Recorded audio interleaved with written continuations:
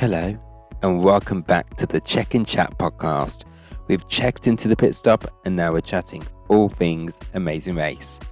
I'm your host, Matt, and today it's season 37, it's episode 8, and we're now traveling through the centre of Sofia, Bulgaria. We've got an express pass now in play, and a lot happened in this episode. Penalty which never came to fruition. We have mistakes and strategy. I want to get into strategy here and the gameplay and some choices which I think were a bit questionable, but we're going to get all into that right now. Let's get straight into the episode.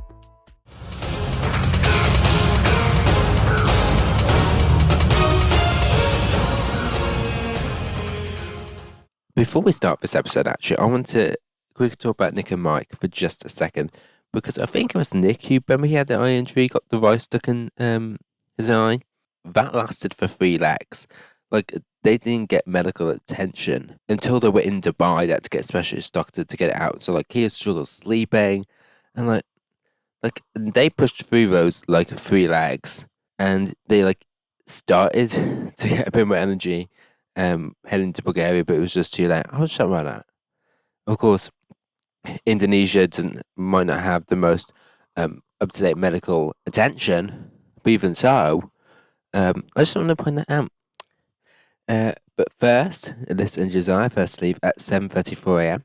and teams must drive 25 miles to Sofia and head to Lake Ariana to get the next clue. There's also here the possibility of an express pass. And the express pass task, try saying that 4 times really quickly. Teams must walk on fire. I'm just going to point out now, it was so overhyped. All season long they've hyped up, and it was not worth it. Not worth it at all. And so they explain they want to win the million because they want to pay off their student loans. Girl, I hear you on that one. I've still got my student loans piling up, let me tell you. I didn't know they added interest on it, so mine keeps on growing and growing. Next is Mark and Brett. They leave at 8:10 a.m. and decide not to go for the express pass, and they want to go heading first instead. And they sort of know that Alyssa and Josiah, they're most likely going to go for the express pass. I'm going to get a little bit emotional here, possibly. So Mark and Brett. On TikTok, I saw that audition video, like an edited down version. A few things on that I want to mention. So Brett, he's like just always having fun, but apparently he's a sore loser. I haven't seen any of that yet, but apparently he's worked on it a lot, and it could tell. I could tell that because I wouldn't tell a sore loser. I would want Mark to be more of a sore loser.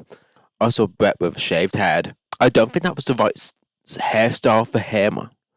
I like the hair he has now, like the swoopy. I like that.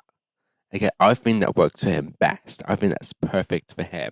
Mark, he believes that he knows best. When Brett is obviously the one who's in the right, he says that Brett just needs to speak up more.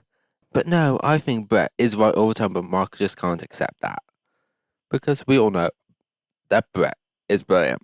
And so Mark described how meeting Brett impacted him, and I'm going to try not to cry at this point, because when he was talking about it and how they met, it reminded me of when I met my late fiance, and it's difficult as well because it was my late fiance's birthday 2 days ago, the first time since they passed, and so it's been really difficult for me, and I've been in contact with his family as well the last few days. It was just so, like, the similarities really connected me to them. So, I love this team even more, okay? What do you expect? The gays are always here for gay rising. We then have Jonathan and Anna. They leave at 8:33 a.m. and Anna asks Jonathan whether they should go for the express pass or not. And she sort of moves forward a little bit, leans forward, so hinting of what she wants the answer to be, which of course is no. And Jonathan answers correctly. Well, he says it's too late to go for it, and he's a bit upset about it. As Justin Bieber once said, "Never say never." Remember that movie he put out? He put out a movie. Anyway, and that's the last ever Justin Bieber reference you're going to get on this podcast, let me tell you. But he also blames the events of the last leg that have carried over and blames bad luck, which sort of bad, like he talks about like more like getting stuck in a ditch. But to fact, you did drive in a ditch in the first place, so just saying. But talking about Jonathan and I had a bit of time to do because I was out with food poisoning for a few days this week, so I had a little bit extra time recovering in bed this week. So I was able to tune in to their recap podcast this week, and it was very interesting. I got a few points to mention. So first, about they talked about the decision on using the U-turn, and they said they didn't wanted to, because they didn't know everyone's backstories and why they came on the race, and didn't feel fair to U-turn someone when they didn't fully know like their experiences, and you know they could have easily, they were like, we could have easily U-turned Carson Jack. I sort of agree with what they're saying here. I feel like when you're in the race in AFC, you are emotionally invested in the race, and you know the teams that you're with, there's a bond there because you're now part of the Amazing Race family. But on the other hand, this is an entertainment show. They've put the U-turn as a twist in for a reason.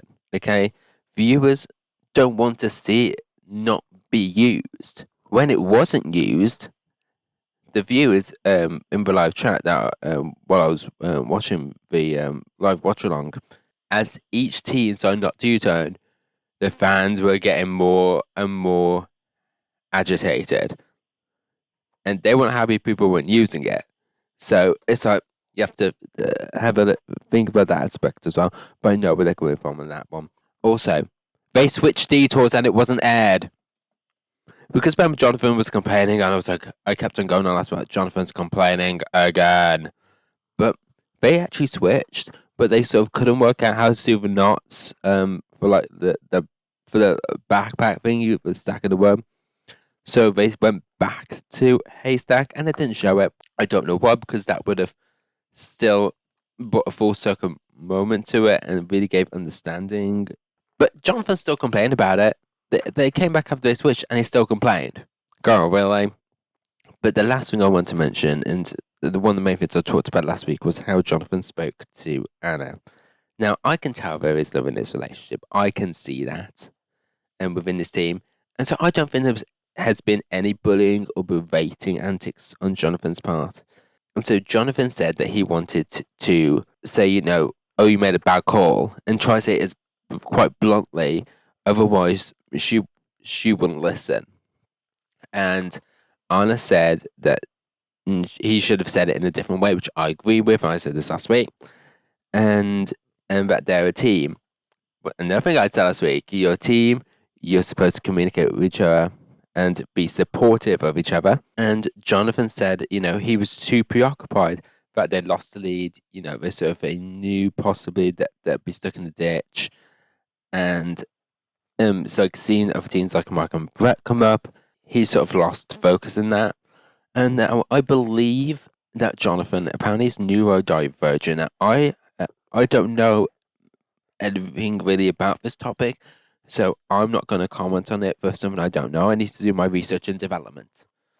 I'll take some time within next few weeks to do my research and development and get back to you on that one. But Jonathan has even said, yeah, there are a few things that I'm working on. Even when we were having this dialogue on the podcast, he was like, even sitting here, I still think I said the right thing. And it's about having that sort of dialogue and sort of getting the understand. And I don't think that Jonathan is sort of like a villainous character, and someone like who there have been worse people on this program. Okay, Jonathan is not one of them. Okay, so people need to chill out on that. And that's it. Alyssa and Josiah, they arrive at the Express Pass task, and Alyssa's excited, but Josiah's not when they find out they have to walk over hot coals. Apparently, he hates hot things, so like even with hot chocolate, he has to have like it lukewarm. Now, I like heat. I like it go outside in the sun, hot sun. I like it in the bed. Like I need to be warm when I go to bed to sleep. But I don't really do hot drinks. Like I'm not a coffee or tea person. I can have a hot chocolate. Give me a Starbucks caramel hot chocolate any day, and we're good. Okay, but like I don't like spicy foods. I sort of get what Jose was coming from. But Alyssa's trying to remain calm for Josiah, and then we go into. I feel like trying to be dramatic here, and we go into the intro. We're never gonna get a full intro again, are we? I think we've lost hope now. But we come back from the intro and commercial, and Alyssa goes first. She gives no reaction, not to scare Josiah, but Josiah gets to it very quickly, doing the impact. But apparently, this took 40 minutes and took them way out of time, and it's valid through like 10, so they've got another 2 legs to use it. I wanted to talk about here about the placement of the Express Pass because I know that this was a hot topic this week, and my feeling on it is, was that the right point to put the task right at the beginning of the leg? Into possibly yes, because I think they wanted it so they have a chance to possibly then burn it in the same episode, because then they've got 2 other episodes to use it, and it just then will feel like ends up being like just having to force themselves to use it. There's also the logistical side of things, because they might have only been able to have this certain place to do the task. To get there, they would have only been able to drive there, because it seemed that the rest of the leg they really wanted it to be public transport walking leg because of like the close proximity within Sofia. So it would just worked better than possibly logistically to have it at the beginning of the leg, though we saw with the teams like once Alyssa and Josiah left first, everyone else like, no, we're not doing it, because sort of they know that Alyssa and Josiah will go for it. And a comparison has been made to like, oh, like with the fast forward and when they did the Kamari, the soccer challenge in Japan, like what's the point in going for it when the lead teams are going to go for it? So I think that's a point of consideration for future seasons, and sort of as a leg design point to be made here. But that's just my thought. I think overall it wasn't as bad to have it at the beginning because it did affect placements, because Mark and Brett did get ahead here, and I think that I think that they didn't expect from the previous leg there to be that big of a gap between teams. So that's my thought on the placement of the Express Pass task. We then see Han and Holden. They leave at 9:47 a.m. Han says that they're trying to work in harmony this leg. I think Holden will have something to say about that soon. Just wait. We also learn that they've spent the last 7 years apart, and while Han's been at college and Holden's been at middle school, and they sort of had the odd week together, and whenever they've had sort of time together during that period, it's been just crazy. And like we even got like a pre-race confessional. Remember those? All the way from before the race started, it was like he wanted to be seen as equal to Han and not just as sort of the little brother. Melinda and Erica, they're fifth to leave at 10:06 a.m. and Erica says they are starting to get into the career things and still going by their slow is fast mantra. And Erica has learned that her mom is quite competitive. And when? We've seen none of this competitiveness. So, I want the receipts, please, production. We then get a better marker. They get to Lake Ariana, and teams must get blessed by a priest, go into the lake, and get the cross to get the next clue. Now, during this little bit, I'm not gonna lie, I enjoyed the view. That's all I'm gonna say. And those shorts, those purple shorts, they're fashion approved. They're haute couture. I wasn't mad about them at all. I got my little opera glasses out and I enjoyed the view alright. Now we know Mark did the E4 Roblox a few weeks ago, but does Mark have a thing about water? I don't, because he goes in all the way into the middle, right to where the cross is, right? And he's standing right above it, but he tells Brett, like Brett's saying it's below you, but Mark tells Brett to get the cross, so Brett goes down to get it. Why didn't Mark go in and grab it? Did not want to get wet or something, which wouldn't have minded. But I just found it interesting. I want to know why he had Brett get it. I don't know. Anyway, teens must now head to the Russian Monument Square and to find a klek shop to get the next clue. And teams must not take a taxi for the rest of the leg. They make a big point of telling this fact a lot. They don't know, Brett and Mark here, they don't know the timings of the local transport, so they decide to foot it instead. And then we get Jack and Carson. They're last to leave at 11:15 a.m. And how long actually was this pit stop? Because these hours that they're leaving, like between the boys and Listen Joe, they don't make sense for a 12 or 24-hour pit stop. How long was this pit stop? I want to know. These are the questions I need answering. But they say the spirits are high but delusional. It's Carson Jack, so delusion is prevalent all the time. So you know what that means. We're nearly 15 minutes into this podcast, and it's so late for us to do Tomophones. But this is the time of the week where I talk a lot of gay things. Actually, not much this week, so straight. You can say. So apparently, this is all from their recap as usual. Apparently, the clue, because they got lost, the clue gave a few simple directions to get to the village, but by instruction number 2, they took a wrong turn, and so that's how they got lost. And the rest of it I explained last week. If you didn't listen to last week, why not? It was a grade A piece of recap journalism, if I do say so myself. Jack's mom called him apparently after seeing him do the wood stack task and said that he looked weak. We're sort of the same. We have like chicken arms, okay? Which is this is the detriment of being skinny twinks. Honestly, I'm just saying. Also, can Schnezzer of Schnezzer's Farm please make themselves known to Carson and Jack straight away? They were not happy that Nevenka, the 102-year-old grandmother, was not Schnezzer of Schnezzer's Farm. So, Schnezzer, please contact the boys immediately. And apparently, also from the Swellbrook, apparently Carson has a big mouth, a big gob. I would never known. And he was shocked that it didn't get included into the little montage. Unfortunately, you getting lost was sort of a bigger moment of the episode, let me tell you. And that was it. I know. Practically nothing gay at all. So I'm going to make this segment a lot more gay. I'm not going to conclude our JoJo CY coverage that we've been doing for the past 2 weeks since the whole Karma Dance mention. So Celebrity Big Brother is over. She came third. She lost out to Danny Beard, who was a winner of RuPaul's Drag Race UK Season 4, and Jack Shepherd, who is a soap opera actor over here, quite popular, and is one of the big main characters on the soap that's on the same network.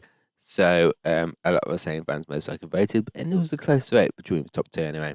And so there was a lot of scrutiny about JoJo's relationship in the house with her bestie Chris in there. And then Letters from Home came up this week, and her girlfriend did not include that she loved her in the letter, and so JoJo got a bit upset about it. JoJo broke up with her girlfriend at the rap party. So the girlfriend had flew all the way to London to see her, only to see her and then have JoJo break up with her at the rap party. I know. Brutal. So JoJo's now back in the world. She has her phone. So if you want to send JoJo the clips of Carson and Jack doing the Karma dance, do that pronto. Okay? We need a bit of traction on this before season ends. And that's time affairs for this week. Alyssa and Josiah arrive at the lake and they finish it quickly. Jonathan and Anna, they also get there and they go in fully clothed. They're going fully clothed, which I thought was a choice. Like, especially if there's like Jonathan sort of like wearing like a long like jean legging, like a jag-in. So I thought that was interesting. Like, Melinda and Erica, they are lost, and they've gone off Erica's map completely. They just walked off it, and so it ends in. It's very dramatic, but of course we come back from commercial and they get directions. We then get Mark and Brett. They're at the square, and Mark's legs are burning. I'm someone who runs marathons, so I know that feeling. And Mark said he would like some snacks. I'm just gonna leave that there. I could say a lot, but I'm just gonna move on. You can use your imagination. And they find the collect shop, and they learn that teens must now make their way to Sofia University, St. Clement of Radisky Central Library to get the next clue. And they decide this time to get the bus. Good choice. Alyssa and Josiah, they're finding the collect shop, and there's some graffiti on it with AR-37, which is seen as sort of as a lucky omen, I think, to the teams. I don't think that was intentional because they had a little remark at the top, so I think that just happened to be there. Spooky. And then they decide that they're going to walk to the library. We then get Jonathan and Anna there getting off the bus to find the collect shop. But they can't find it, even though they're right next to it, and they walk around for a while until they find it. And then Brett and Mark, they get to the library first, and as Phil introduces this task, there's big sort of dramatic music. I'm like, they're in a library. I don't know why this feels like very dramatic. Maybe it's because of how difficult this task is. I don't know. But teams must use Cyrillic Cipher to translate a phrase into English correctly from a book, which apparently is sort of like a Bible phrase. But the cipher will only help you if you turn it over. Oh, sneaky sneaks they are, being shady. And once they have the phrase, exchange the next clue. Han and Holden, they get to the lake and they speed through it. And another mention of no taxis. I think that's an important mention coming up. After a little bit, Mark finally finds the English on the back and they get to solving. We then get Melinda and Erica. They finally get to the lake and we finally learn something about Melinda. That her husband's family is Greek Orthodox. I live next door to Greek Orthodox church, like 2 doors down from me, and they are lovely. I've known them for years. Actually, we've got some new residents because the old priest, Father John, just recently moved to Scotland.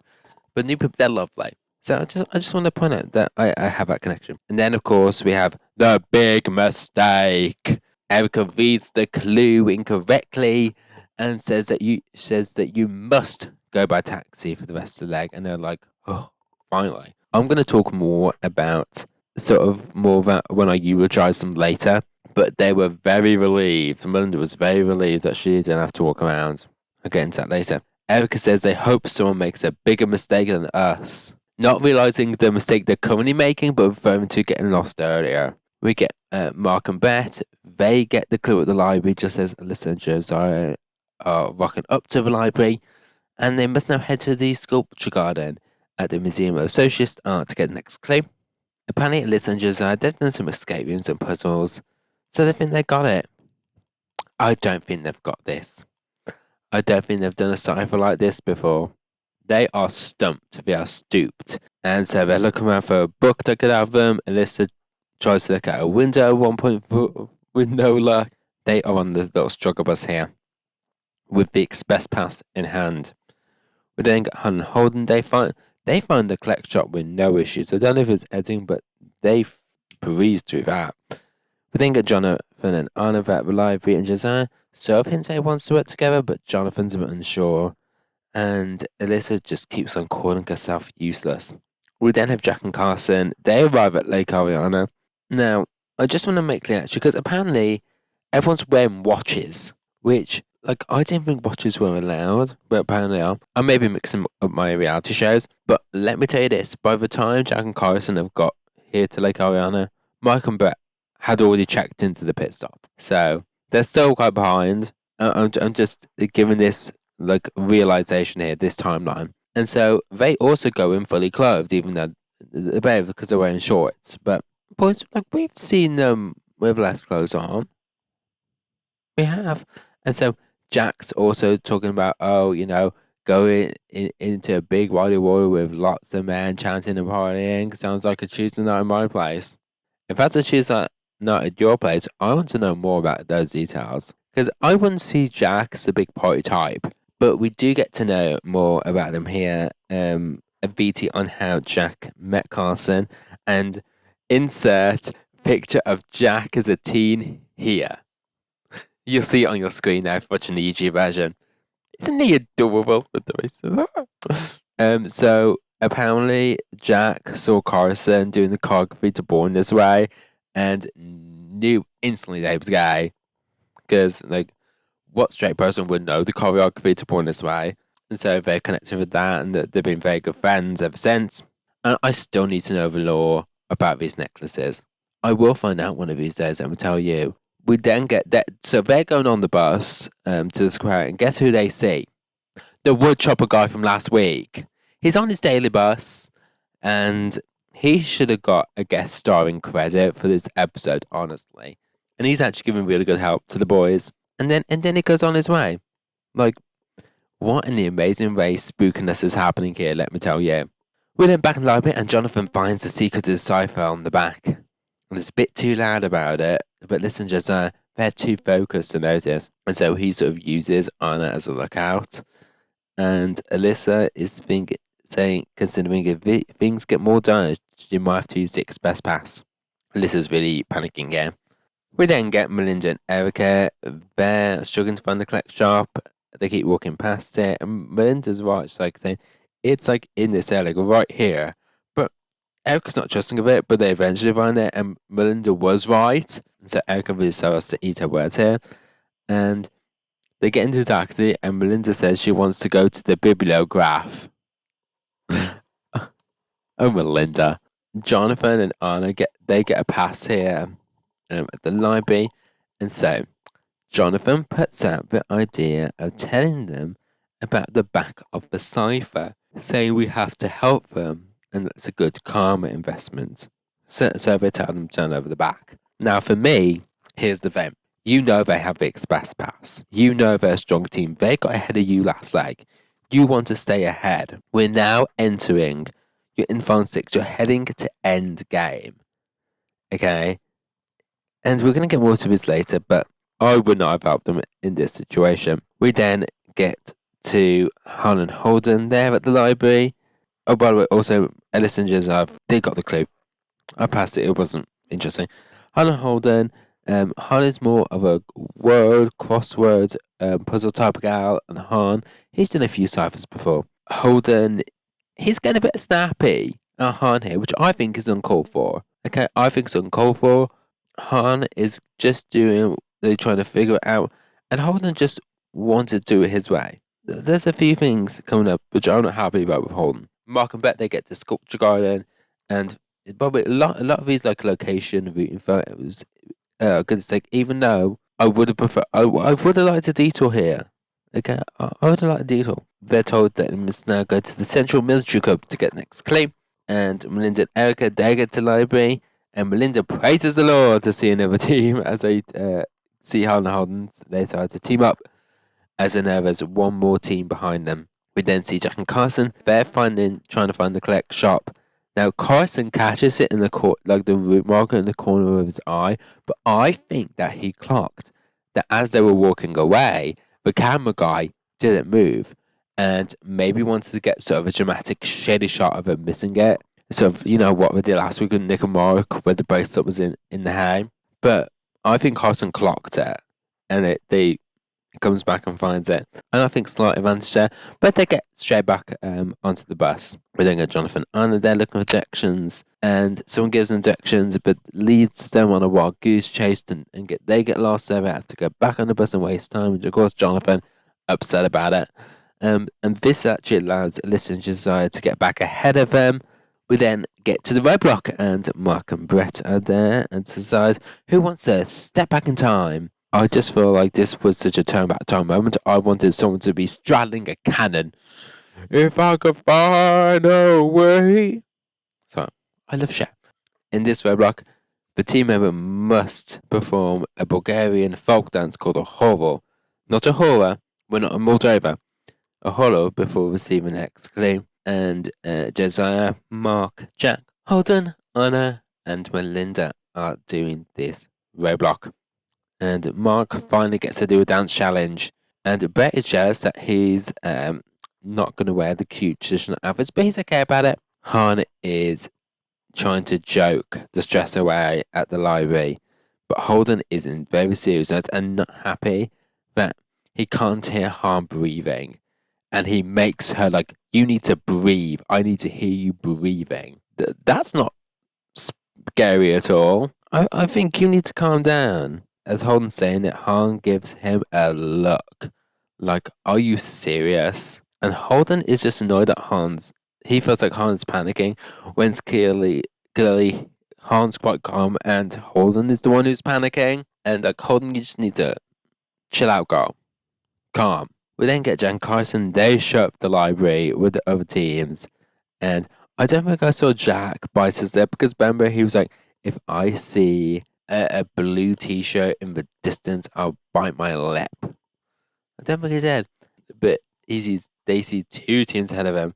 And so they realize that the other teams are working together and they've been iced out. And so Jack, though, quickly finds out about the secret and nearly gets caught by Han, but then Holden catches them. And so while Melinda and Erica go for a check, while they're out, Holden asks Carson and Jack if they want to work together. And Carson and Jack, they're good here. They instantly, Carson's like, no, you're working with them. Okay, but so Han also convinced them, telling them, we know about the secret on the back. We know about the star. And like they sort of then agree. They even shake hands. They sort of work together. I'm like, okay. But well, first of all, Jan Carson actually had more than Han and Holden did. And practically the same mark, so I didn't get why working together with Melinda and Erica. We're going to come back in a minute anyway. But I personally think it would have just saved time instead of asking them to work together, as that just looks a bit of shady boots, just to figure out as much as possible out in the open. Now the others are out the room. Because then what do they think Jan Carson were going to do? They're going to tell Melissa and Erica, oh, girls, look, Han and Holden, they know something you don't know. Like, no. I think instead of wasting time asking around the lines, they could have just worked it out and that would have saved them a lot more time. It's the same. And then just fill it out later. So apparently looking the clue boxes is a key this season. Like, it's a thing. So Jonathan and Anna, they look in the clue box and realize that Alyssa and Josiah had already gotten there first. I think they put like one extra clue in there, I believe. And that's it. Mark passes the roadblock on his first attempt, but of course, and teams must now make their way on foot to the pit stop at St. Alexander Nevsky Cathedral. The last team check-in will be eliminated. And Josiah is chosen to do the roadblock, and he talks about his prior dance experience, which has been at Quinceañeras. That's totally the same. We then get back to the library, and Holden lies to Melinda and Erica.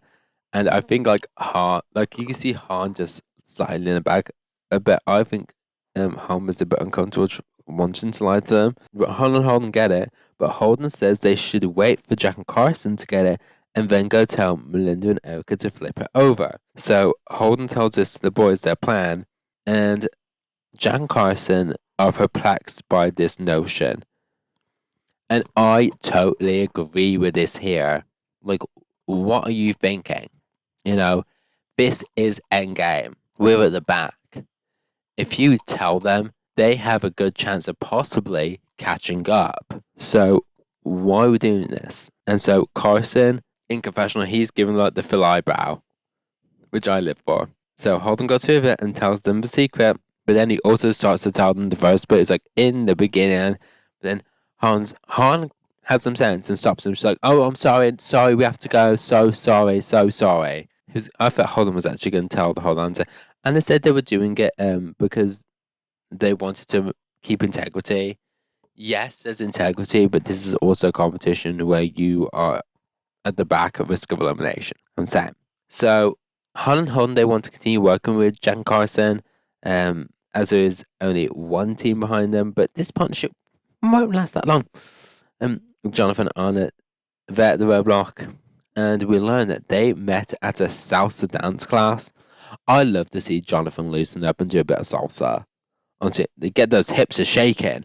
And I forgot actually that Anna was an answer. I forgot about that. Josiah, he gets a foul in his first attempt. And Melinda and Erica, they finally pass in the library and get into their taxi. Anna also fouls on her first attempt. She mixed up some of her flicks and kicks here. And we see them mark and bet check into the pit stop first. And they win $15,000. Josiah gets a pass on his second attempt at the dance, as well as Anna. We then go back to Hannah Holden and Jack and Carson, looking for the sculpture garden, and they have very different ideas of where the clue box could be. And Jack and Carson, they decide they want to ask for directions. While Han is very confident in, she thinks she knows where it is, so they keep going. And this sort of ends their collaboration here. They start working together. And I found that Holden was right the first time, because as both teams walk past her, there's like, oh, there's this star that looks very communist. That sort of looks like it. And Holden was right. Should have believed in his instincts. And as they're struggling to find it, and Holden is still getting even more frustrated, Jack and Carson prefer to work on their own, which I agree, let me tell you. We then go to commercial and we get the full casting promo.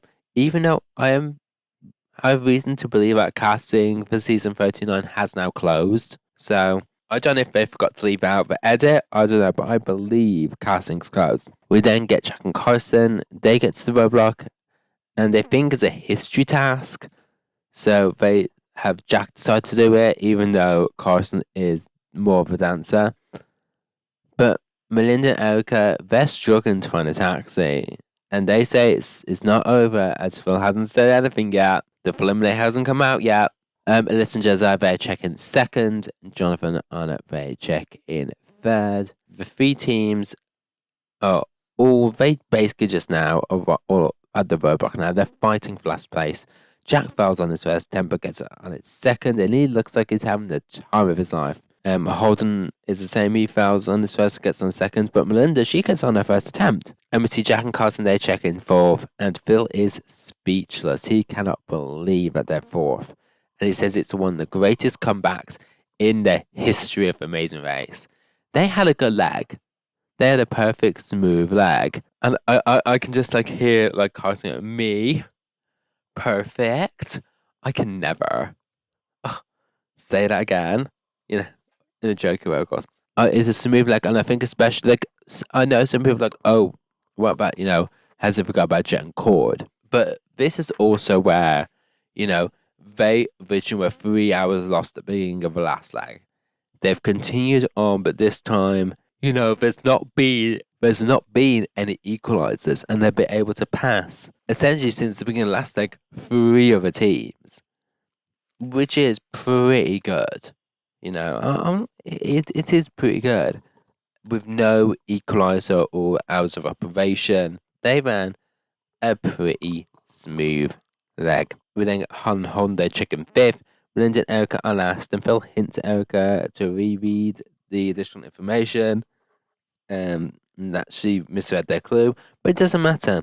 Even though they have accumulated penalties, that would have at least been 2 hours, possibly plus. But they're eliminated anyway because they're in last place. And I will be eulogizing them very shortly. But now it is time for I'll Do It My Way. We'll talk about choices I would have made this week. And not many choices this week. I think 2 actually. One would have been the Express Pass. And I would have gone for it. It was Walking with Fire. That's nothing. I think it was easy. It was quite easy task. I think it was way overhyped throughout the season. And then the other one would have been the roadblock, and I wouldn't have minded doing this roadblock. I thought it would have fun. It was like the dance, it had not many movements to it, so I would have been fine doing the dancing here. What we're going to do now is we're going to go back to a break, and we'll come back and I'll eulogize our eliminated team right after this.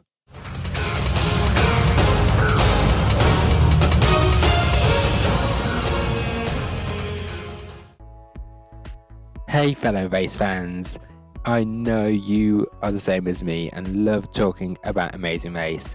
And if you want to get something off your chest or want to ask any Amazing Race question, no matter what it is, you can send me it in the comments or send me an email at checkinchatpodcast@gmail.com and I might answer it in a future podcast.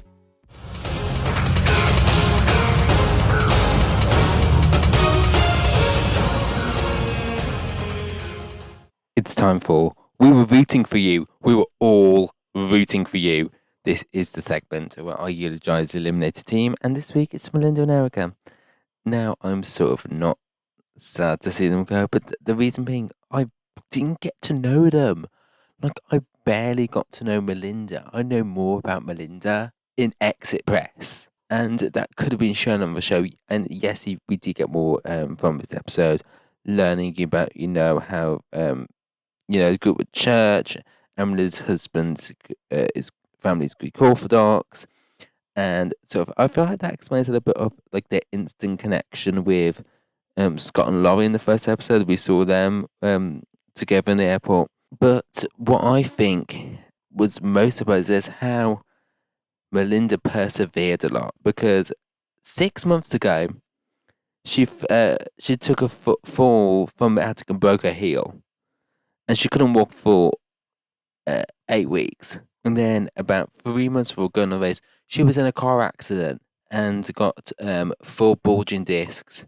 Her injured her hip as well, and she could only walk a mile before they found out they were going to be on the show. So she was in a lot of pain, and that sort of explains why she was struggling to run. And we should have seen this on the show, because all I really got to know them was sort of more of Erica. And apparently they even live in different states, which we didn't know. It's like I didn't really get to know them. All I knew was that Erica was controlling the helm of the team. And that was because sort of Melinda couldn't read the clues, because as a result, this was an additional effect of what happened to the car accident. It was just an additional injury. So we didn't know this. And so I was like, oh, look, why is Erica making all the decisions? And well, it's because so Melinda couldn't read the clues, so she couldn't really comprehend what's going on just hearing from Erica. So Melinda just let Erica take up and make up decisions, which I wish I would have known this backstory, because I felt didn't feel a connection throughout this entire season, which is a shame, because they look really lovely people, and they did make some really good connections on the show, especially with Pops and Jeff. Apparently, yeah. So apparently, Melinda's a big fan of Big Brother, and her and Jeff bonded over being fans of Big Brother. Who would have thought? Of course, this elimination was a long time coming. They did get a few fourth places, which was really good. They stayed in the middle of the pack for a good bit, in the middle there. But honestly, because of that injury, they were a slower team. They did make a few navigational mistakes. And, there are faster teams out there, we know that. And their elimination was a bit foreshadowing. It was like sort of like, it's coming any day now. They're gonna go home. If they survived, would they gone next? Yes. I'm sorry, but they would have gone next, honestly. And no, they would not have won. I'm sorry. And it's been interesting, but thank you for being a brilliant part of the race. Thank you so much. And they were lovely and wholesome. And they didn't have any big blow up, so well done, girls. Thank you so much. And that's the last all female team gone. So I know there's big rallies of supporters in the fan community who aren't happy, because I know a lot of people want all female team winners. So they're very upset, of course, for this to be the case. But that is it. But then there were 5. And so next week, it's Mozzarella Madness as we head to Naples. And let me tell you, Mozzarella Madness is all anyone's been talking about. Because that was so funny how Phil said it in his Kiwi accent, trying to do an Italian accent, saying the word mozzarella. Oh, that was so funny.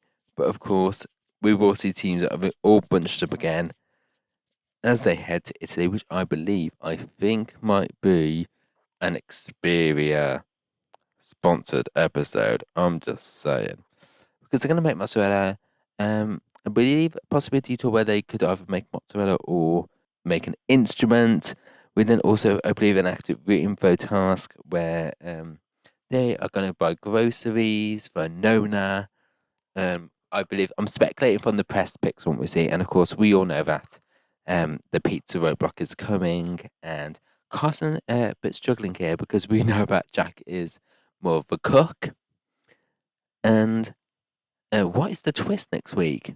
Okay, I know I think a lot of us have realised what it is. If you haven't, and I'm just gonna say this: how many teams are left, and the number of legs that are left, and you work it out from there because they've started the promos now. They're like, we are now 2 episodes away before the 2-night finale. So we've got, of course, got next week, the week after, so 3 more weeks of Amazing Race left. So we've got next week, the week after, and then we have a 2-night finale, starting with the final 4 elimination on the Wednesday, and then a Thursday finale. Ooh, I don't think I want any clashes. As we find out who wins now for that podcast, it will be an extra super long bonus edition. So it's going to be a long one. So buckle in, boys and ladies. Buckle in. And also next week's podcast, I might bring back the boiler room because Canada has started production for its 11th season. They've started filming this week, and we had 1 sighting of a team. We had very limited sightings, but just today we caught practically the whole cast at an airport. So we're trying to figure together the cast, and there's 1 team instantly which I do not like. Oh, and Canada were doing so well, but I'm just gonna leave it at that. If we get spoiler content next week, I'll be in the boiler room. And if you want to find out more about then, you can. It's got what we call a tease. But from that is the end of this week's podcast. I know it's flown by so fast. If you would like to leave a 5-star review on the audio podcast, please do. And if you want to send me any feedback, send it to checkinchatpodcast@gmail.com. Or if you are on YouTube, give me a like and subscribe, be very much appreciated. And if you want to give me any feedback at all on YouTube, do it in the comment section. And thank you so much all for listening, and I will see you all next week. Night night.